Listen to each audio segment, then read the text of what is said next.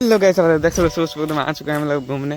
देख सकते हैं हम लोग का प्लान बन चुका है चौका जाने के लिए। अभी हम लोग निकलने वाले हैं, निकल भी चुके हैं। ऐसा क्या हुआ तो सुबह सुबह हम लोग निकल चुके हैं चौका। अभी हम लोग सवरनाखा पहुँच चुके हैं। देख सकते हैं बहुत ज़्यादा गंदा रास्ता है, रोड तो बहुत ख़राब है। क्या ही बोला, आपको पता ही होगा सवरनाखा का रोड। देख सकते हैं हम लोग का नदी बड़ा वाला। देखिए हम लोग सामान लाने के लिए जा रहे हैं, एकदम पूरा इतना गंदा में इतना धूल उड़ता है ना। क्या यहाँ पर देख सकते हैं महंगा महंगा गाना शूट हुआ है। अभी हम लोग शॉप पर पहुँचने ही वाले हैं, शॉप पर पहुँच चुके हैं। यहाँ पर सामान ले चुके हैं, देख सकते हैं सामान तो बैग के अंदर है। तो अभी हम लोग बहुत जल्दी में एकदम घर जाएंगे, मिस्त्री को ला के एकदम सामान को चिकन तो ला दिए, हम चिकन खाएंगे अभी हम लोग। आप